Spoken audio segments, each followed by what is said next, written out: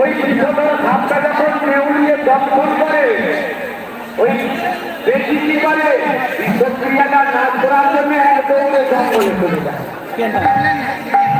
এখন সেই বেশির ঔষধটা জানা আছে, আপনার কি কারো জানা আছে? যদি জানা থাকে হাত তুলে বলুন। ওই বেশিটা কি করে জঙ্গল থেকে ঔষধটা নিয়েছে ওই বিষধর সাপটাকে মেরে দেয়। হাত বললে সেই ওষুধটা আর কিছু নয়, সেই ওষুধটা হলো সাধু মুখে হরি কথা।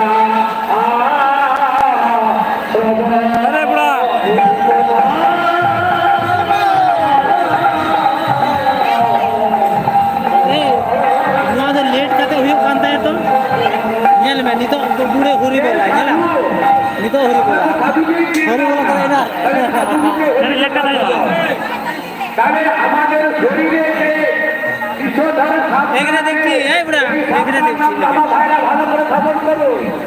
আমাদের দেহের মধ্যে যে বিষধর সাপটা আছে এই সাপটার নাম হলো কাম সর্ব।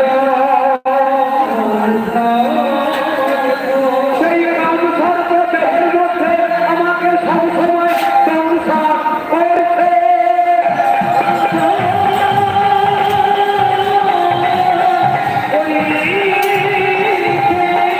আর সেই বিষের দ্বারাই আমরা ন্যায় জ্ঞান করি না, আমার সন্তান বাবার আশায় যা খুশি করে চলেছি। একটা নারীকে ধরতে ভেবে চলেছি, নারী নাও হতে পারে, নারী কোনো হতে পারে ওই কম সর্বের বিষের দ্বারায়। জয় গৌর কৃষ্ণ দেবানন্দ ঠাকুরের প্রেম ভক্তি তন্ত্রিকা বলছেন বাবা। প্রত্যেকটা আস্তিক নাস্তিক নারী পুরুষ প্রত্যেকটা মনুষ্যকে কাম সর্ব দর্শন করছে। সেই বিষক্রিয়া নাশ করতে হলে কোথায় যেতে হবে? সাধুর কাছে।